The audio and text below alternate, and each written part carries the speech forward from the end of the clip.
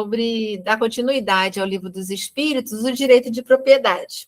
E a mim coube dar continuação a partir da questão 883, né, sobre o desejo de possuir.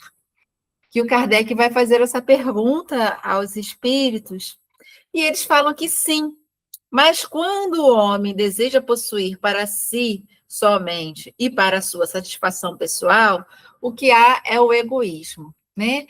E aí, nós espíritas, quando estudamos, né, o dinheiro, o poder, o ter, a gente fica até com um pouco de receio, porque a gente sabe o quão difícil é lidar com esses haveres, né?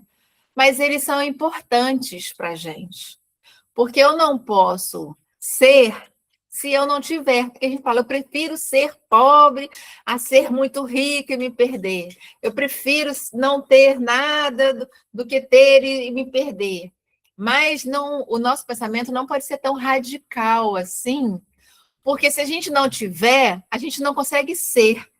Se a gente não tiver um salário, a gente não consegue estudar, a gente não consegue ir para a faculdade, a gente não consegue pagar um bom ensino para os nossos filhos, se a gente não tiver uma condição financeira razoável, que dê um mínimo para eles, né, de um lazer, a gente não consegue ser uma pessoa com discernimento se a gente não tiver uma alimentação, se a gente não conseguir ter uma boa alimentação para a gente raciocinar, inclusive, que a gente sabe, os alimentos interferem, se a gente não consegue ser um grande professor, se a gente não tiver dinheiro para a faculdade, para comprar os livros. Então, o ter não é um problema. Então, é natural esse desejo de possuir. Por isso, Kardec pergunta. Kardec é tão inteligente, porque não é bem isso que ele está perguntando. Mas, como para ele puxar o nosso raciocínio, ele pergunta: é natural a gente querer possuir? Querer ter? E os espíritos falam: é natural, porque no mundo encarnado, a gente precisa ter objetos, a gente precisa ter o subterfúgio para a gente conseguir ser. Até para a gente saber o que é certo e o que é errado, eu preciso ter acesso às informações, senão eu não sei, eu não vou ser. Né? Eu vou ser uma ignorante, eu não vou conseguir vencer na vida, eu não vou conseguir um bom estudo. Então, o ter, ele é importante para a gente, sim.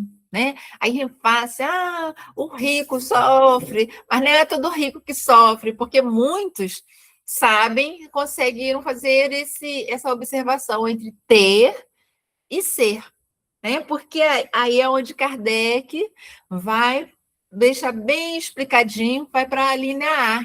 E aí ele pergunta: não será, entretanto, legítimo o desejo de possuir, uma vez que aquele que tem de que viver a ninguém é pesado?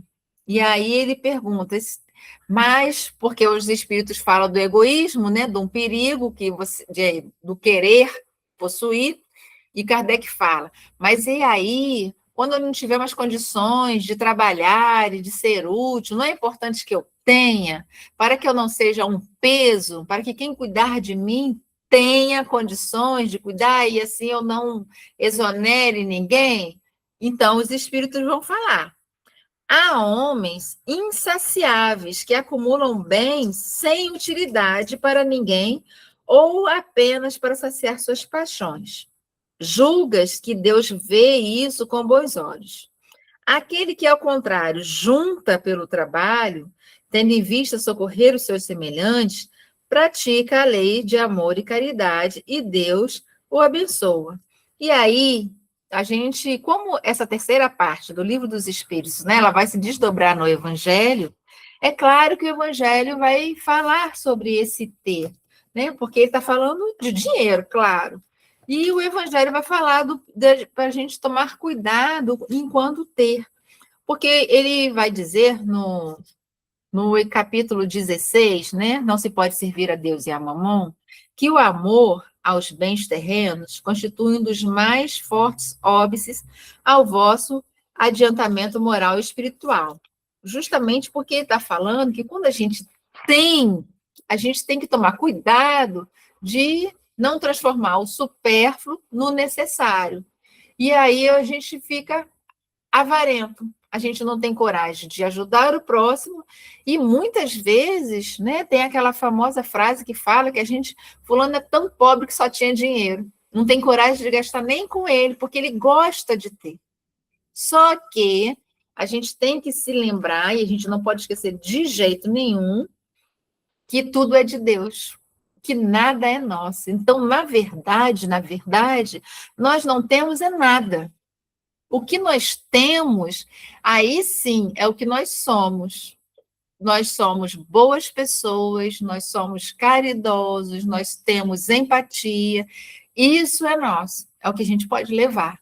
Mas Kardec está fazendo uma pergunta do ponto de vista bem genérico, e os espíritos vão responder do ponto de vista espiritual. E no Evangelho, né, aí eles vão desmembrar essa questão e vão explicar o ter da matéria e o ter espiritual. Então, nós somos, na verdade, meros usufrutuários e adversários, né? E usufrutuários, e não é adversário, eu usei a palavra errada, porque a gente vai encontrar, não sei se vocês lembram, a passagem do mal rico, que tem aquela parábola, que ele fala que ele já mutou dinheiro para muitos anos para poder envelhecer, então ele começa a construir silos para guardar tudo aquilo, né? Que agora ele pode descansar, e Deus fala para ele: louco, esta noite tomarei tua alma.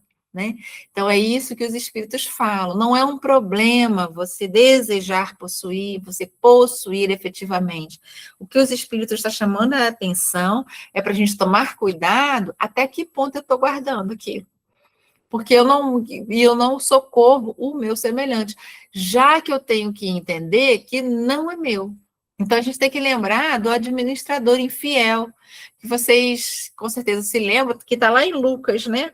E ele vai falar, o Senhor descobre que ele não está sendo um bom administrador, pede contas a ele, e aí ele chama os devedores: quanto é que você está devendo? 100 barris de azeite. Não, diz que é 50. Quanto você está devendo? Eu estou devendo, não sei isso. Não, diz que é só 40. Porque ele sabe que vai ser demitido, e ele tem medo de cavar e tem vergonha de esmolar. Então, ele precisa fazer amizades. E o Senhor acha que ele agiu prudentemente, mais que os filhos da luz, né? Porque ele soube usar o dinheiro da iniquidade para fazer boas coisas. Então, ele soube usar. E somos nós, administradores, simplesmente administradores mordomos. Nada, de fato, é nosso. Mas é bom que a gente tenha para que a gente possa ser boas pessoas, para que a gente possa se formar, que a gente possa ter as nossas conquistas. Mas os espíritos estão chamando atenção: cuidado, porque isso é um perigo ainda na nossa alma egoísta, porque a gente vai querer, né, ter mais e mais. Leci, quer falar com uma coisa? Você levantou a mãozinha aí? Não, eu quero sim. Boa noite, Renato. Boa noite a todos. É meio que assim, né? Igual, por exemplo, eu acho que está dentro aí né, da conversa. Eu posso ter carro, eu posso ter um carro, mas se de hoje para amanhã eu perder o carro, eu sei que eu devo andar, eu posso andar de ônibus, né? Não vou ter dificuldade de andar de ônibus, né? Meio que isso, né? Eu lembro assim, que mesmo, por exemplo, na nossa existência, muitas vezes, muitas pessoas, e até mesmo pode acontecer com a gente passar por várias experiências dentro dessa questão, né, né, da matéria, né, do dinheiro. Por quê? Eu conheço uma pessoa, tô falando exemplo, né, que eu conheço uma pessoa que há 20 anos, há 30 anos atrás, era uma pessoa bem sucedida, a pessoa tinha dinheiro, a pessoa fazia de tudo, comprava de tudo, era muito bem, né, materialmente.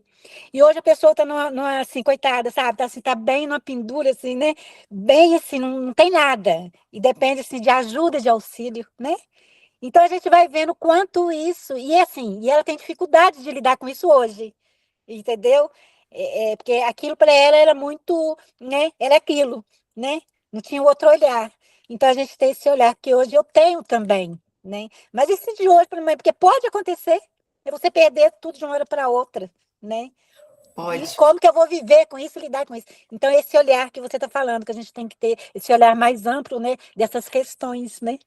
Não sei. Exatamente. E isso não é fácil, isso é muito dolorido. Eu lembro na época do Collor, quando ele bloqueou a conta bancária de todo mundo, quantas pessoas não se suicidaram? que entraram em desespero total, porque foi uma queda brusca. De noite você tinha uma conta bancária, de manhã você não tinha mais nada, não tinha como fazer nada. Foi assim desesperador, né? E eu era mais ou menos nova e eu lembro dos amigos do meu pai, muitos não deram conta mesmo, e a gente só ouvia notícias de pessoas que se suicidaram, enlouqueceram. Bem Porque quando você lembrado. não tem nada, nada e meio, tá bom. Mas quando você tem, realmente é muito ruim. E aí é que a doutrina fala para gente, que Santo Agostinho fala para a gente se conhecer, porque a gente não pode ser hipócrita. É muito ruim. Você está acostumado a uma vida de carro e, de repente, você tem que acordar às 5, pegar ônibus lotado. Não é bom, não. Mas a gente tem que se resignar, se conformar. Não, então, se é isso que eu tenho que aprender, vou triste, mas eu não vou revoltado. Porque a gente vai ficar. Um dia você está bem, aí você descobre que tem uma doença que você vai ter que tratar dela. Você vai ficar triste. Não vai dizer que você vai fazer com alegria, porque quando a doutrina fala, a gente tem que viver as coisas com alegria, não é para a gente bancar o retardado, sair rindo à toa. É para a gente ter uma confiança em Jesus, uma fé, que a gente não vai enlouquecer, não vai surtar. Mas que a gente vai ficar triste, vai, porque dor dói. Um dia você tem tudo. A gente veja o que nossos amigos sofreram nessa chuva de fevereiro, né? Alguns desencarnaram, outros perderam tudo. Eles estão aí, a gente tem notícia dos nossos amigos, alguns não conseguiram se restabelecer psiquicamente. Outros estão aí na luta, outros conseguiram, porque não é fácil. E a doutrina sabe, Jesus sabe que não é fácil. E ele não está pedindo para a gente fingir que não está sofrendo. E é isso que é importante, a gente entender. É sofrido sim, é ruim sim, ter dinheiro é uma beleza, pagar as contas, viajar, isso é muito bom. Mas isso não é a nossa vida. Pois Isso não. é que a doutrina fala, né? Igual você falou, realmente, a gente vai sofrer, é difícil. Qualquer experiência dolorosa é difícil, né? Mas a doutrina, ela é bem clara também, igual você fala, né? A gente tem que ter esse olhar que eu penso, não sei. Esse olhar da imortalidade da alma, né? Pra gente, assim, às vezes, assim, é um consolo, né? Mas igual você falou, realmente, a gente não vai deixar de sentir, né? Exatamente. E nós vamos viver todas as experiências, é isso que a gente tem que ter certeza. Nós vamos viver todas as experiências.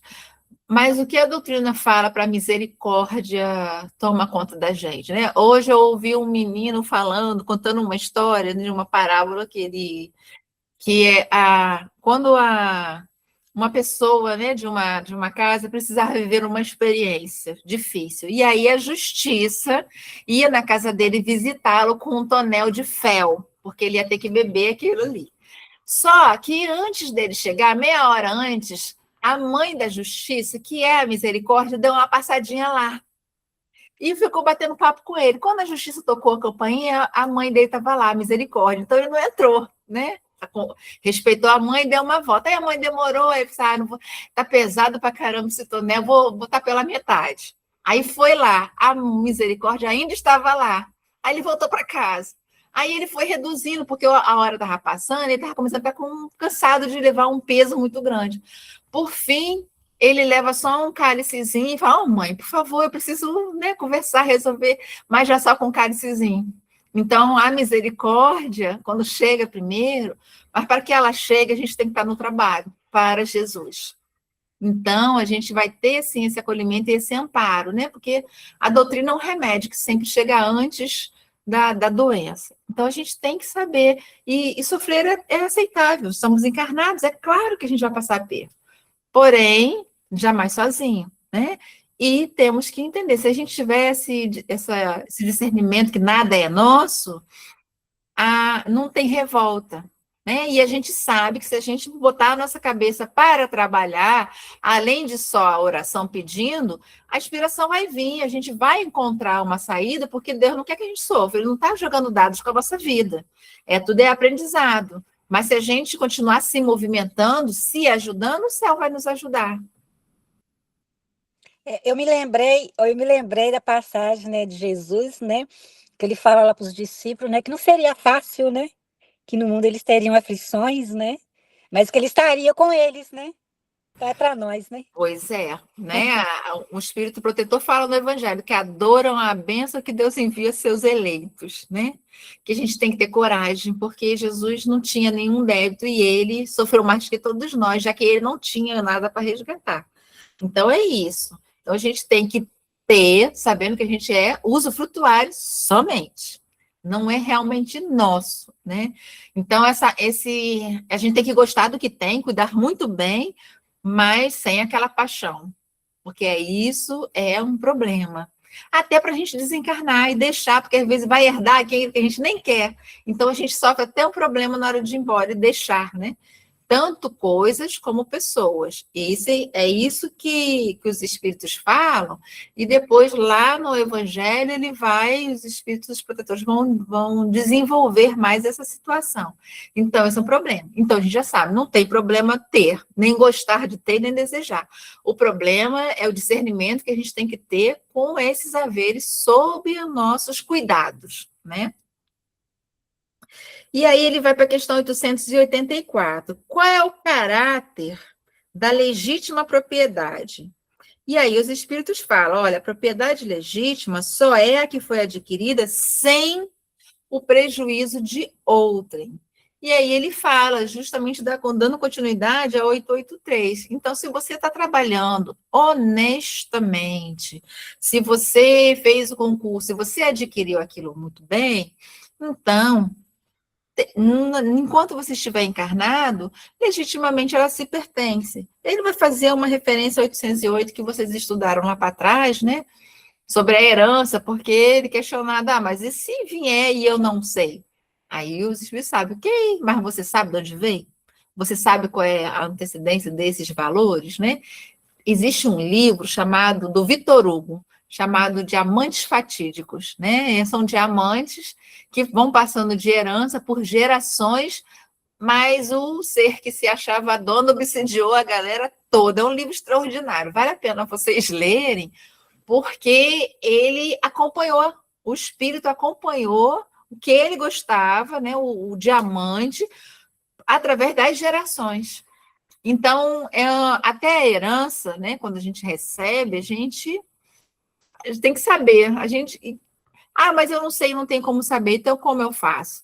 Se eu sei, se eu estudo e sei que o que eu tenho é para compartilhar com o meu irmão, então, todo aquele que precisar de mim, tudo que eu puder ajudar, e aí a doutrina fala que a caridade verdadeira é a gente ir ao encontro dos necessitados.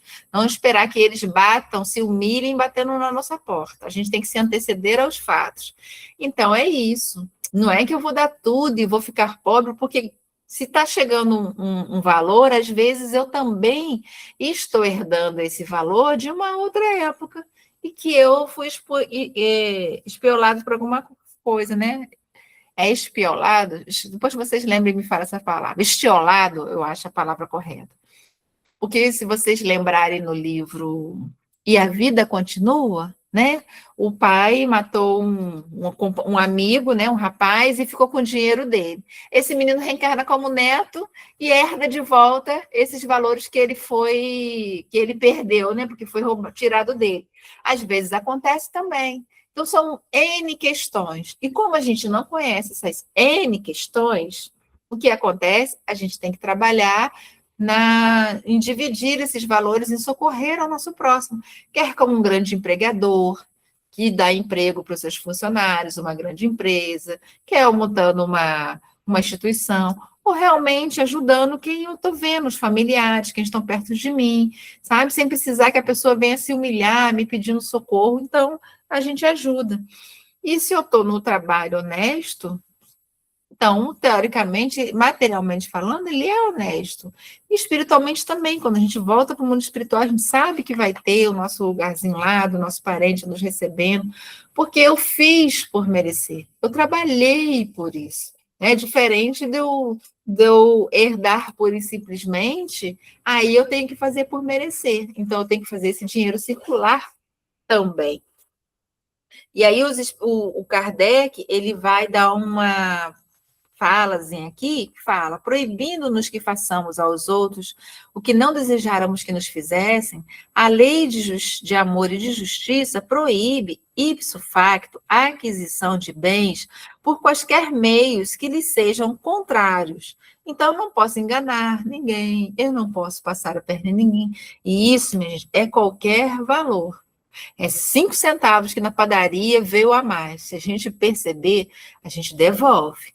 Porque esses 5 centavos pode virar R$ 5, pode virar R$ 50. A gente não sabe como que a gente vai ter que pagar isso, o que que conta. Porque o que que Jesus fala? Quem não é fiel no pouco, não será fiel no muito. Então, às vezes, a gente é testado nas coisinhas para saber se a gente tem condições de liderar grandes situações. E isso é um problema, né? Então, são todo e qualquer roupa, em brinquedo que a gente ensina para os nossos filhos. Olha, você gosta desse brinquedo, mas não traga para casa. Porque as crianças têm elas vão desenvolvendo ainda sentimentos, né? Elas passam por essas fases de pegar as coisinhas dos coleguinhas, então a gente já tem que dar uma orientada desde pequeno, porque a gente cresce com isso. Esses instintos, eles vão evoluindo à medida que a gente vai crescendo. Então, a gente tem que tomar cuidado, inclusive, com os nossos pequenos, para que eles já cresçam com essa consciência, né? Porque é de pequeno que a gente vai orientando e a gente vai prestando atenção no que a gente está fazendo. Tudo bem até aí? Sim. Sou eu, Renata. E também, né, outro cuidado que a gente deve ter, que às vezes a gente se apropria, não através de pegar as coisas dos outros, mas tirando outro tipo de vantagem, né, enganando, né, fazendo com que a pessoa acredite em determinadas coisas, né? Ou explorando os outros, fazendo que trabalhem em excesso para que tenhamos lucro. Tudo isso também acaba que não é lícito, né? Exatamente, porque a gente vai se beneficiar da infelicidade alheia. Isso é muito sério.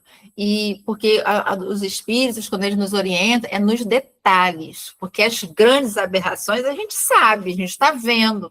Alguém pode nos pegar, mas nos detalhes, onde socialmente tudo bem, porque o meu irmão nem é tão rico assim, ele não tem quem o ajude, quem o acolha, então eu exploro o meu empregado, a minha companheira da minha casa, né? Eu sei o horário que ela tem que sair, eu sei que é exagero para ela, mas ela precisa do emprego, então eu exploro, eu cobro um pouco mais, tá? Isso tudo a gente tem que observar, isso tudo a gente está se beneficiando da exploração alheia e a gente vai responder. Claudinha. Então, eu ouvi uma vez e eu gravei, quando eu falo assim, eu não posso, eu não posso. Poder a gente até pode, a gente não deve. Porque tanto é que a gente pode que a gente faz. Só que a gente tem uma lei de retorno que logo na sequência dos fatos, a gente vai ter que responder por isso. Eu fui professora há muitos anos, eu sempre falava com os meus alunos, gente, vocês podem tudo, mas eu acho que vocês não devem, porque existem leis que em algum momento vocês vão ter que responder. E dentro da escola, principalmente, que era o ambiente que eu estava, eu tentava que as coisas tivessem uma dimensão que eles entendessem depois, fora daquele ambiente. Então, assim, tem até a frase, né? Tudo me é lícito, lícito, nem tudo me convém, né? Obrigada, viu? Por nada. É exatamente isso, tá? Porque quando nós somos espíritos, daí a importância da gente estudar em grupo, porque a gente não está lendo para nós encarnados somente. Nós estamos estudando enquanto espíritos imortais que somos. E nós vamos, né? E essa encarnação é uma fase da nossa vida que é única. Nossa vida é única. A gente está nessa fase da matéria que ela vai repercutir na nossa fase espiritual e vai reverberar na próxima reencarnação. Então, a gente tem que ter essa visão ampliada, né? Que aqui é um momento, mas isso vai me acompanhar e eu vou responder por isso. Eu tenho que tomar muito cuidado, com o que eu tenho. Então, eu tenho que descobrir que esses bens não me pertencem. Meu direito termina aonde começa o direito do meu irmão, de ser respeitado. Se eu quero respeito, eu respeito também. Se eu quero toda atenção e cuidado comigo, eu tenho que ter toda atenção e cuidado com o próximo, né? Porque a lei, ela, apesar da misericórdia, ela não é cega, né? 885. Será ilimitado o direito de propriedade? E aí os espíritos respondem: é fora de dúvida que tudo que legitimamente se adquire constitui uma propriedade. Mas, como havemos dito, a legislação dos homens, porque imperfeita, consagra muitos direitos convencionais que a lei de justiça reprova. A essa razão, porque eles reformam suas leis à medida que o progresso se efetua e que melhor compreendam a justiça. O que num século parece perfeito, afigura-se bárbaro no século seguinte. E aí, o que nós vamos analisar aqui? Num primeiro momento, ele fala, sim, o que legitimamente se adquire é propriedade. Porém, essa questão de ser ilimitado, e a gente tem que observar bem, porque nós estamos em processo de evolução. As nossas leis, elas acompanham a nossa gradação moral, né? No passado, um ser humano era propriedade do outro, né? Os negros, a escravização era a lei. Mas é certo? Isso é uma manga, para vocês que a sensação vai estragar. Eu estou ouvindo o Edson. Tá quente ainda. Tá quente. Não vai estragar, tá tão Tá com o microfone aberto, O Edson. Edson está com o microfone aberto. Desligar o microfone do Edson, por favor. Aí. Então, no passado, você escravizar, né, os negros era certo. Hoje a gente já entende que o ser humano não é propriedade de outro. Então, o que ele fala é que as legislações elas vão evoluindo. E onde o meu direito está, eu tenho que respeitar o direito do próximo. Então, um começa, mas termina o outro. E aí, um exemplo prático que nós temos, a nossa legislação, a nossa Constituição, ela fala que toda propriedade privada que esteja sendo usada ilicitamente para a plantação de psicotrópicos, ela pode ser requisitada pelo poder público, tomada e utilizada para fins sociais, sem direito à indenização. Então, o direito de propriedade, mesmo falando do ponto de vista material, nós já temos isso. Por quê? Porque a plantação de psicotrópicos, ela é ilegal, ela é crime. E não importa, mas estou dentro da minha casa, não interessa. Se você está fazendo algo errado, a lei diz que você pode ser desapropriado sem direito à indenização. Então, ela não é a propriedade, nós já estamos aprendendo que não é tão ilimitado assim. Eu não posso fazer tudo o que eu quero. E nós vamos aprender, né, vamos levando isso como espíritos que somos, que a nossa propriedade é o que a gente traz, é o que a gente tem, e isso é nosso. E uma vez que a gente tenha consciência, a gente jamais vai passar por cima do próximo, seja no que for. A gente jamais vai parar na porta da garagem de ninguém, mesmo que se tenha vaga, a gente não vai parar na vaga de deficiente nem de idoso. A gente vai aprender a respeitar, porque nós vamos entender que a justiça divina ela é perfeita, e isso vai introjetando na nossa alma, porque nós não respeitamos calçada, a gente não respeita a porta de ninguém, a gente não respeita o espaço do outro, dele ficar quietinho no canto dele não ser agredido, ofendido, porque a gente acha que a gente tem direito de falar, porque a gente é o chefe. A gente manda, né? A empresa é minha, que sem quem não estiver satisfeito, que vai embora, a porta da rua, a serventia da casa. Então, nós ainda trazemos muitos desses ranços por causa do nosso egoísmo, ainda, que é muito forte, né? O Emmanuel tem uma frase muito bacana que ele fala no livro Caminho, Verdade e Vida, que ele fala que a vertigem da posse avassala a maioria das criaturas na Terra. É meu, eu tenho, eu sei, você que se vire. Sabe? Então, é isso que a gente tem que falar, porque ele vai falando do quanto que a gente já está melhorando. Mas isso é um processo, né? E nós vamos caminhar para lá, porque leis que regulem isso, nós já temos. As terras rurais que são improdutivas, o IPTU vai aumentando, né? O ITR, no caso, o imposto vai aumentando para te obrigar a dar uma utilidade para aquilo, porque aquilo cresce mato, aquilo gera bicho, aquilo você não cuidando, então o poder público te obriga a tomar uma atitude. Para que você. Então, ele começa com impostos mais caros e que eles vão aumentando à medida que você vai deixando um terreno inutilizado.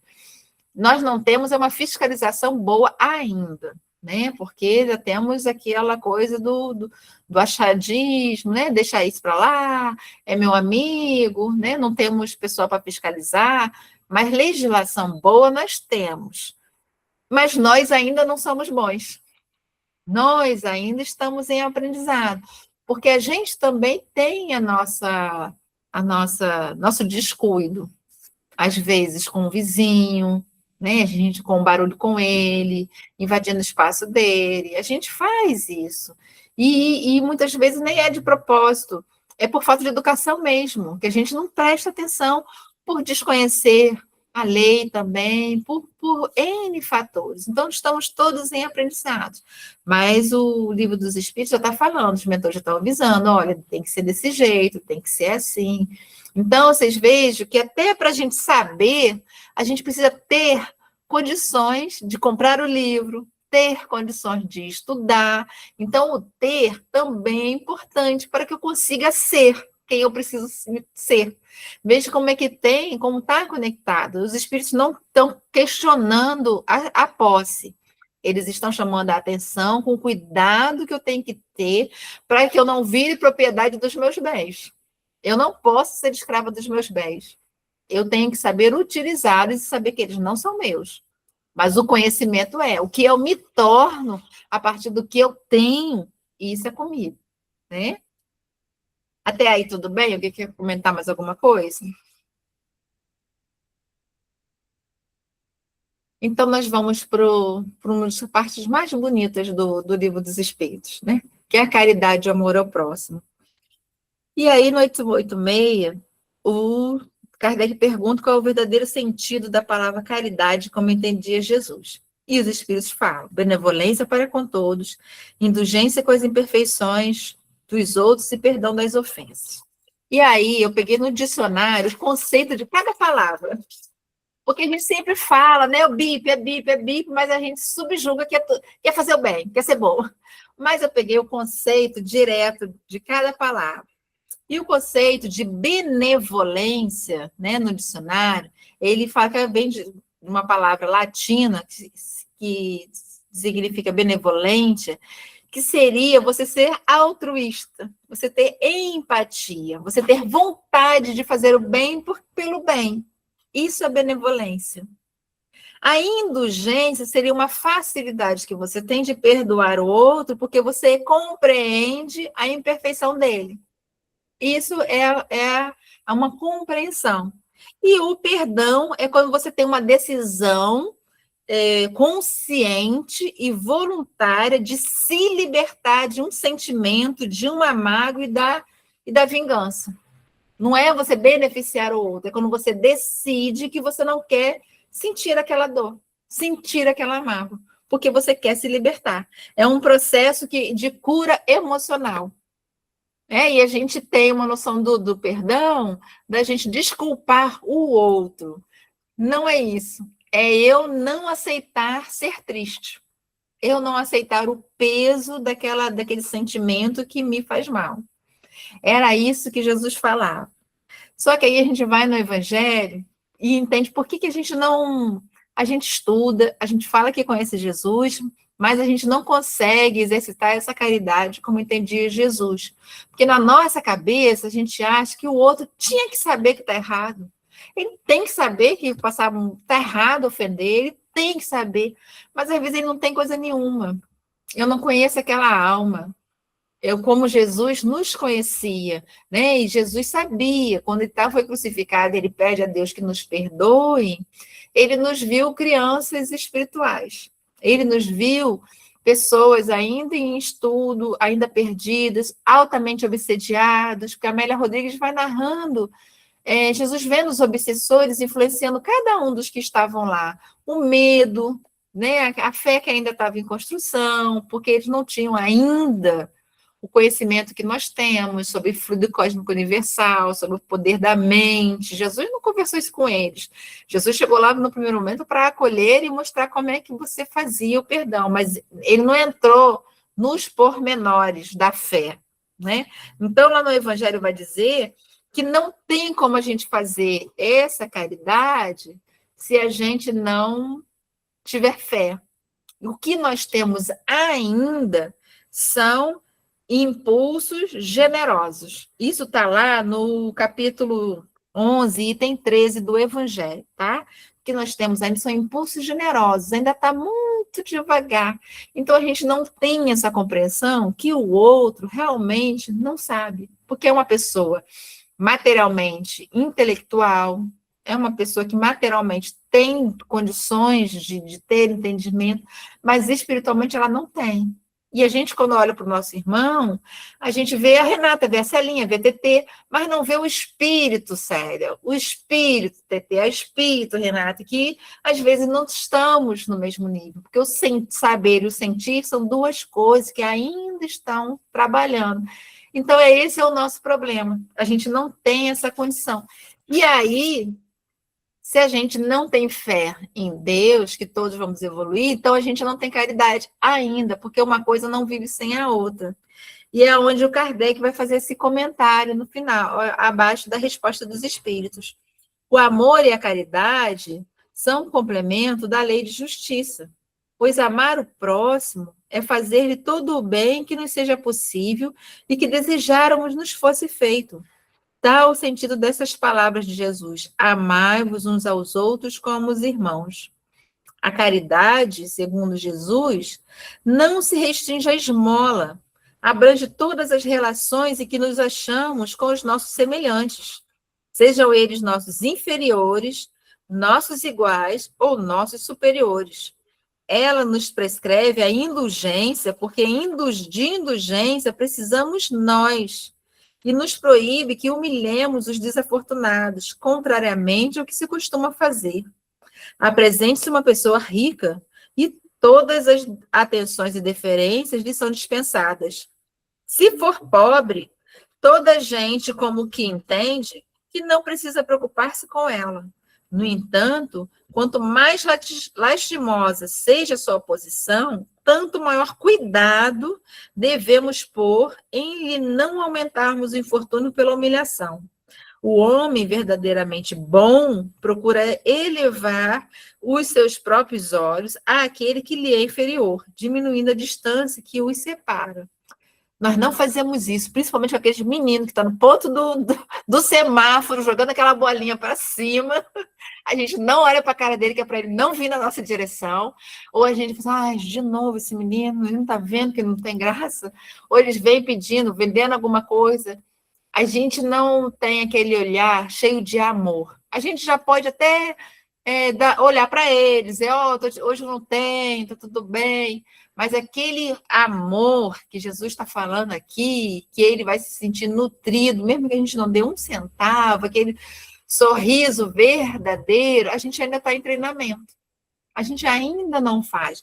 Porque, como no Evangelho fala, nós temos ainda somente impulsos generosos.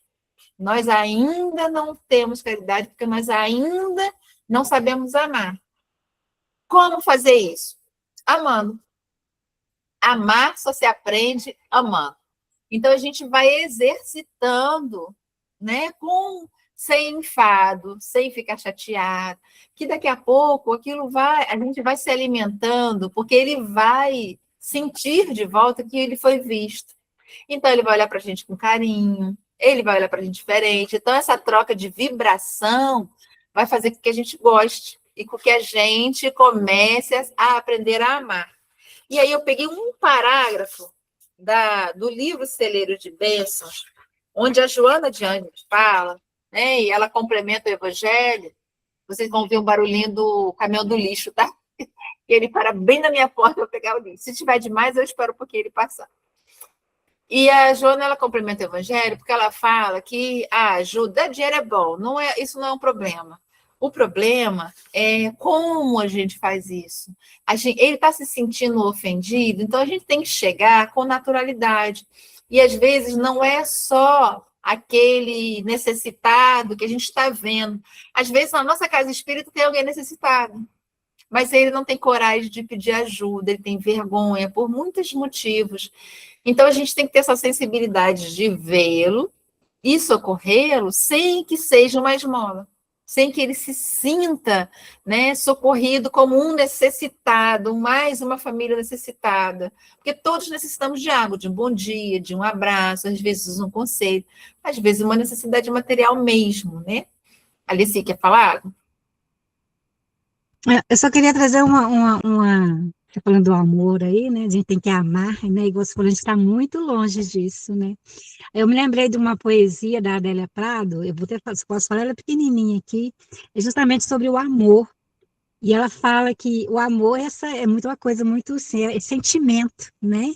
Então que a gente tem que sentir. Olha que poesia linda, ela fala assim: a minha mãe achava o estudo a coisa mais fina do mundo. Não é. A coisa mais fina do mundo é o sentimento. Aquele dia de noite, o pai fazendo serão, ela falou comigo: coitado, até essa hora no serviço pesado. Arrumou o pão e o café, deixou o tacho no fogo com água quente. Não me falou em amor, essa palavra de luxo. É isso. Perfeito, é exatamente isso. Essa delicadeza do dia a dia que a gente tem que ter, isso é amor. O resto é que paixão desenfreada.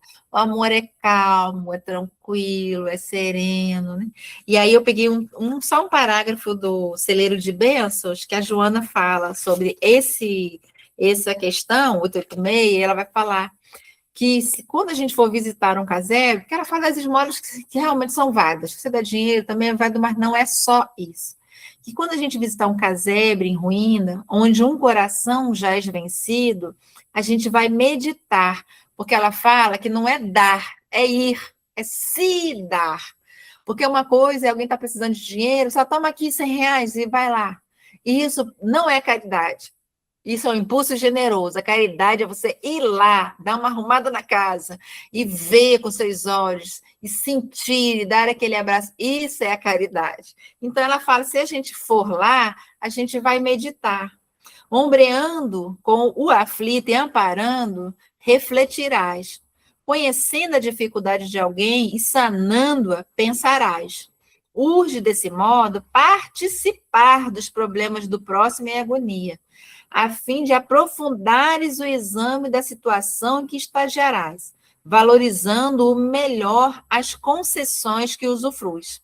Muitas pessoas generosas oferecem o que abunda em suas mãos, mas não doam tempo, presença, esforço, permanecendo solidárias, mais distantes, gentis, mais distantes, fraternas, mais distantes, como que receando o contágio dos que estacionam nas preciosas provações redentoras. Então, ela fala para a gente não se negar a esse trabalho, porque a gente não pode ser distante, a gente tem que ir lá. Eu não tenho nada para dar, mas eu tenho meu abraço. Eu não tenho nada para dar, mas eu posso ouvir. Eu não tenho nada para dar, mas eu posso fazer uma prece. Então, nós temos tudo para dar. E se acontecer comigo, o que eu faço? Eu vou ter que ter paciência. Aí eu tenho que mostrar que eu sei, que eu entendi. E eu, como o gigante deitado, né? Ele tinha todas as dores do mundo, era cego, e ele acalentava as pessoas, socorria. Ele não tinha fisicamente o que dá, mas ele tinha o coração e os ouvidos que ainda funcionavam. E ele, como ele deu, ele amou. A gente não. Se tiver uma dor de cabeça, uma enxaqueca, vou não, tô desesperado. Uma dor qualquer, a coluna, a gente não vai. Mas a gente pode vibrar, e a gente não está falando para ninguém se violentar, não. Cada um sabe a intensidade da sua dor.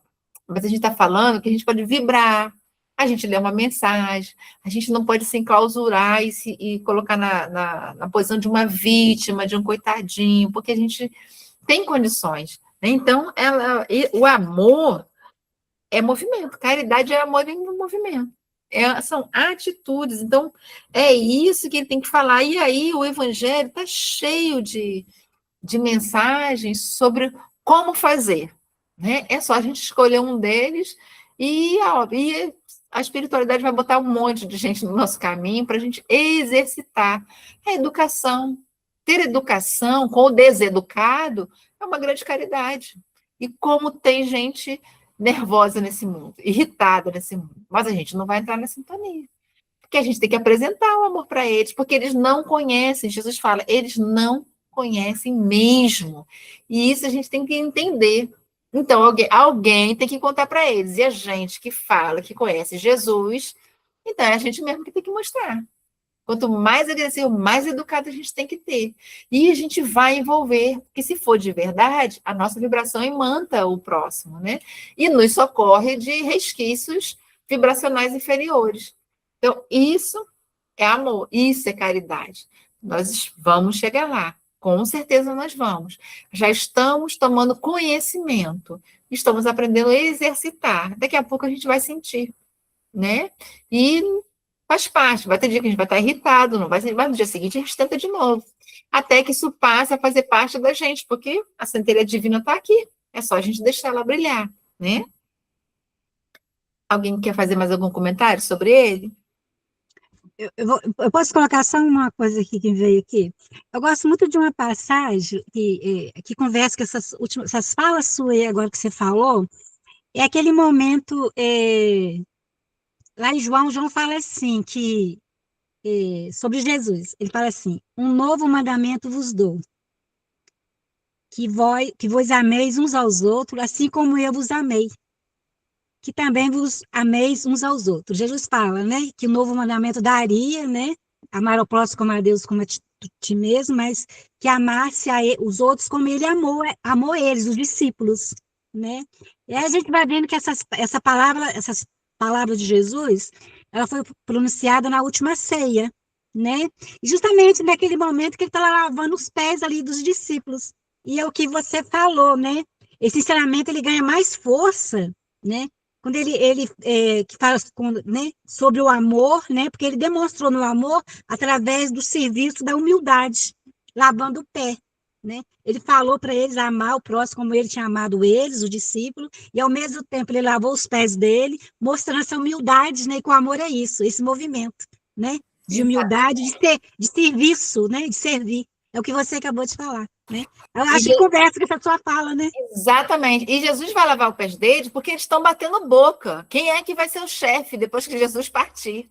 Eles estavam que vai ser fulano, que vai ser Beltrano, quem que vai mandar, quem que vai fazer acontecer. Aí Jesus, para acabar com aquilo, vai lá, põe tira, né, o manto, fica só, se veste com os trajes de escravo e lava o pé dele para mostrar que Jesus não estava querendo um chefe. Ele estava querendo amigos, irmãos que se amassem. E não precisava, a gente não estava precisando de outro líder. E os apóstolos não estavam entendendo o que Jesus estava falando. Então, Jesus teve que mostrar o que era amar. Porque dar ordens qualquer um podia dar. E eles iam se perder por aí. Então, aí que eles entenderam. E aí Pedro não queria de jeito nenhum. Assim, então, você não é meu amigo. Não, então pode me lavar do pé, cabeça, me dar um banho. E aí, para poder eles entenderem o que Jesus estava falando. Somos nós ainda. De vez em quando, a gente ainda se perde, né? Achando que inadmissível. Mas nós ainda estamos... Mas nós também temos que ter indulgência conosco, benevolência conosco, perdão conosco. E nós também... somos alunos, estamos todos estudando. Agora, quando a gente cair, a gente tem que entender que faz parte também do nosso processo, porque se nós fôssemos seres iluminados, a gente estava do lado dos missionários. E já que a gente não está, A gente está do lado dos alunos, então alunos também erram, alunos também precisam repetir algumas matérias, a gente tira 5,5 numa matéria, 10 na outra, depois a gente vai para a recuperação na outra, faz parte. E eu só vou poder amar o próximo se eu me amar, se eu me respeitar. Porque se eu não respeito o que eu estou vendo, eu não vou respeitar o outro. Que eu nem sei o que passa no coração dele, que eu nem estou vendo, e que sabe Deus que eu nem sei classificar quem ele é, o que ele é. Então, a gente tem que começar pelo que a gente conhece. Então, essa benevolência aqui começa com a gente também. Porque a gente tem o hábito de falar assim, eu desculpo todo mundo, mas eu não me perdoo. Eu não admito errar. Olha o auge da nossa arrogância. Como assim? A gente é melhor do que quem? Porque a gente não se admitir errar. A gente tem que admitir sim. Porque tem que se perdoar sim, porque a gente também está em aprendizado, a gente está trocando informações. A gente só está tendo informações que os espíritos estão nos dando, mas não quer dizer que leu, absorveu e já está praticando. Não é um virar de chave, não é assim. É um processo. E aí Jesus vai complementando, e aí o Kardec vai complementando, né? Mas o Jesus também disse, amai mesmo os vossos inimigos. Ora, o amor aos inimigos não será contrário às nossas tendências naturais? E a inimizade não provirá de uma falta de simpatia entre os espíritos? Porque o Kardec vai e fala, né, das antipatias e das simpatias, que é natural, a gente não tem contato com aquele espírito, a gente não vai morrer de amores por quem a gente não conhece, aqueles que a gente já viveu em outras existências, a gente tem mais simpatia, e aí ele vai questionando isso. E aí os espíritos falam, certo, ninguém pode votar ao seu inimigo o amor terno e apaixonado. Não foi isso que Jesus entendeu de dizer. Amar os inimigos é perdoar-lhes e lhes retribuir o mal com o bem. O que assim procede se torna superior aos seus inimigos, ao passo que abaixo deles se coloca se procurar tomar vingança. E aí, então, a gente volta para a benevolência, para o perdão e para a indulgência. Porque se eu tiver a vontade de fazer o bem pelo bem, né, que é a benevolência, então tanto faz ele retribuir ou não. Eu fiz o bem pelo bem. Se eu entendo que eu sou um espírito imortal e que estamos todos aprendendo, eu me perdoo. Porque eu entendo que aquele que me prejudicou, ele foi só um instrumento para que eu vivesse as minhas experiências. Então, eu despersonalizo o meu algoz. Ele foi um instrumento. O escândalo, ai de quem seja escandaloso, mas os escândalos são necessários. Então, se eu viveria a experiência com A, com B ou com C, mas se o A estava ali disponível e quis, né, se prejudicar, é o dele. Então, eu entendo que não é ele. Então, eu não guardo aquela mágoa para mim, porque eu viveria a situação. Se eu não tivesse que viver, Deus não permitiria, porque não estava na minha programação. A não ser que eu tenha ido buscar com as minhas pernas, né? Eu não vou invadir uma favela sabendo que lá tem tiroteio e achar que Deus vai me proteger das balas. Isso eu estou dando um exemplo grosseiro, mas só para a gente entender. Se eu estou procurando um problema, aí minha conta é risco. Mas se eu não estou procurando e o evento chegou, então eu tenho que viver a situação, independente de quem foi. E se eu entendo isso, eu perdoo. Então, por vontade própria, eu me libero daquela mágoa. Porque eu aprendi, porque eu entendi. Uma vez um advogado amigo do Chico chegou muito triste, muito chateado, porque os bandidos tinham invadido o escritório dele e tinham quebrado tudo, rasgado os documentos, destruído tudo. Não só roubaram, mas acabaram com o escritório, né? E ele estava muito deprimido e ele foi se consolar com o Chico. E o Chico falou, meu filho, que maravilha, você já devolveu o que você devia, olha que coisa boa, graças a Deus. Então assim, às vezes a gente está devolvendo para o universo que a gente pegou em outra época, a gente não sabe. E provavelmente a gente está mesmo, ou então a gente pediu a espiritualidade uma prova, porque a gente precisava aprender o que é essa experiência. Então a gente pede para viver situações, para ter privações, não é necessariamente uma expiação. É simplesmente uma necessidade de evolução da minha alma. Já que a gente vai viver em todas as situações, vamos passar por todos os papéis dentro do mundo para a gente poder entender e compreender. Então, se vamos viver tudo, nem sempre aquilo tudo é um... Estou resgatando, estou só em aprendizado. Então, se a gente tiver esta noção, a gente aprende a perdoar o inimigo. A gente não vai morrer de amores por ele, mas ele vai ser mais um irmão querido de Deus que também está na luta como eu. E que, graças a Deus, eu já estou pagando o meu. Ele está plantando azar dele, mas se eu já estou na colheita, eu já sou um bem-aventurado. Leci, você vai falar. É uma pergunta. A maioria da nossa existência, a maior parte da nossa existência, o que a gente mais tem são as provas, né? Não é isso? A gente vem para passar por várias provas ao mesmo tempo, né? E assim, dentro que você falou também, assim, eu penso também, igual, por exemplo, todo aquele que, igual você falou, que vem ao nosso encontro de uma forma negativa, né, para nos prejudicar ou para, né, nos tratar mal, né, vice-versa, são os nossos benfeitores, né? Vamos dizer assim, né? Porque nós não temos que, né? Quem tem que melhorar somos nós, o outro é do jeito que é e ponto. Não é isso? Exatamente. Estou certo ou estou A errado? outra eu dou o direito de ser como é, a minha eu tenho o dever de ser melhor, né? E essa fala que eu estou passando para vocês, ele está no livro O Problema do Ser, do Destino e da Dor, do Leon Denis. Tem gente que não gosta muito dele, porque acha ele muito poeta, acha uma linguagem. Mas quem lê Joana, lê Leon Denis, porque a Joana a linguagem dela é mais, eu acho mais difícil. O Leon Denis, não. Então, ele vai falar nesse problema do ser, do destino e da dor, ele fala, nós podemos transformar nossas expiações, porque o que é a expiação? Que o céu e o inferno vai dizer? É o resgate das dívidas. Porque quando a gente comete um erro, a gente passa por 3 fases, né? O arrependimento, a expiação e a reparação. São essas 3. Eu tenho que entender que eu estou fazendo errado. Quando eu entendo, né, que a minha consciência expande, aí eu me arrependo. Puxa vida, pisei na bola, e agora? O que eu faço? Agora você vai expiar. O que é a expiação? É a reparação do que você fez.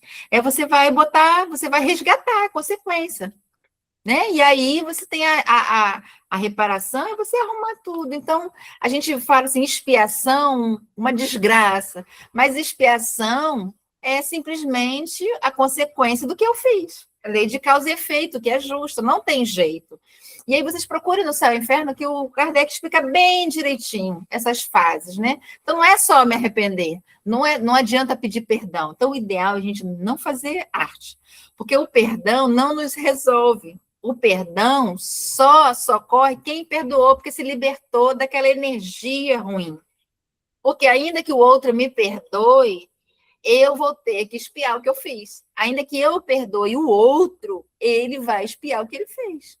Então, o perdão só salva aquele que se libertou do sentimento, da mágoa, da energia.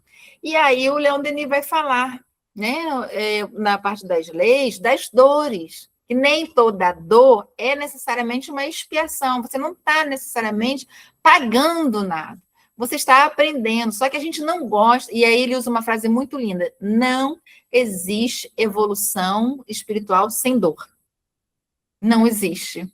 Porque nós não gostamos de nos mexer. Sabe? Time que está ganhando, a gente não mexe. A gente quer ficar quentinha no nosso quarto, que é mais confortável. Então, se ninguém nos irritar, se a gente não tiver que tomar nenhuma atitude, ótimo.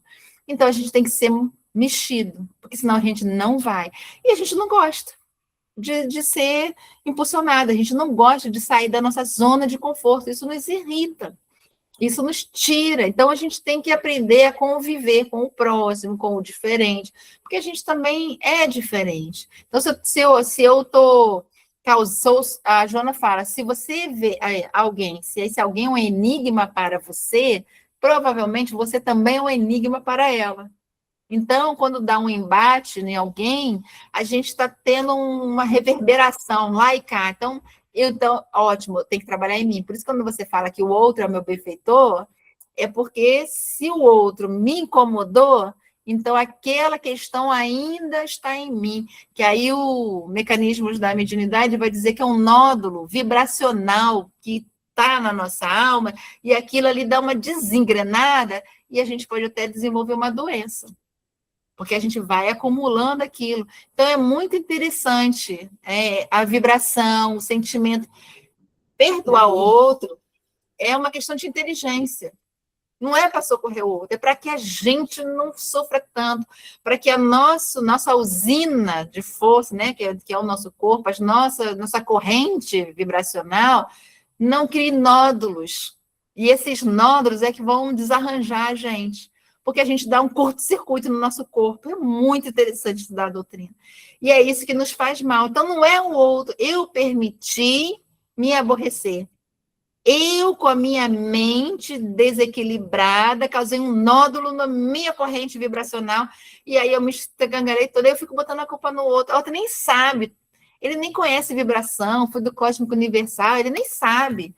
Ele tem uma cultura, uma educação chula, então ele fala mesmo. Mas eu absorvi aquilo tudo, e a gente diz que conhece a doutrina. E a gente se permite perturbar o corpo desse jeito. Então, assim, a gente tem que prestar mais atenção na gente e esquecer um pouco o outro. Aconteceu, bola para frente. A gente levanta, sacode a poeira e dá a volta por cima. A Claudinha quer falar? Rapidinho. Vou falar rapidinho aqui. Ah, Claudinha quer falar? Não fala, Claudinha. Não, acho que ela esqueceu a mão acesa. Tá, rapidinho então. Desde que você falou, Renata, realmente é isso, né? Porque, de repente, o outro já até esqueceu, entendeu? O que ele fez para você, né? E você tá com aquilo remoendo dentro de você. Muitas vezes a outra pessoa, às vezes faz até sem querer também, como você comentou antes, né? E a gente fica remoendo isso. Quer dizer, no fundo é nós mesmo, né? Exatamente. Exatamente. E aí já está na sua hora, né, Celinha? Eu tenho que te devolver, né? Tá sem microfone, Celinha? Ainda não, Renata. Ainda tem uns minutinhos, a gente tem que aproveitar até o finalzinho. Mas eu queria fazer um comentário, porque muitas vezes a gente procura, acha que não vinga mais, não é? Se a gente perguntar um para um, não, eu não tenho sentimento de vingança, eu não desejo, mas quando alguém fala alguma coisa, às vezes a gente fala assim, não, eu tenho que responder à altura. E quando a gente fala isso, a gente se coloca no que ele falou, que você acabou de ler, no mesmo padrão vibratório. E aí acaba que é uma vingancinha, talvez, né? Mas a gente pode ser uma grande vingança, porque a gente não sabe o alcance da nossa resposta, né? Exatamente. Ou então a gente fala assim, deixa que ele há de reencarnar, ele já sabe. E a gente fala com a boca cheia, né? Que o outro vai reencarnar. Quem disse que ele vai reencarnar assim, do jeito que eu quero? Ou então assim, eu não faço não, mas já que fez, foi bem feito. Então fala assim, Deus vai fazer o que eu não fiz, olha só. Ainda dá ordem para Deus. É desse jeito. Então, a gente tem, sim, sabe? Vocês vejam como que nossos instintos porque se a gente for assistir um filme de ação, um CSI da vida, a gente tem ideias mirabolantes melhor do que os personagens, que não se vingou. Então, a gente tem. É só prestar atenção como a gente assiste filme, cinema. Então, a gente sabe que a gente ainda está lá. A gente só fica maquiando, assim, eu sou espírita. Imagina. Vocês procurem essa palestra do Raul Teixeira, que ele é muito divertido, que eu adoro ele falando, né? E ele fala da gente, ele dá muitos exemplos do nosso dia a dia para a gente ver que a gente ainda não está essa Coca-Cola toda, sabe? Então, a gente tem que melhorar também. E é importante que a gente assuma quem a gente é, porque se a gente não entender que a gente ainda tem o que resolver, a gente não vai trabalhar. Porque quem não está doente não toma remédio. Se a gente já sabe que venceu, a gente não vai tratar. Então, a gente assume.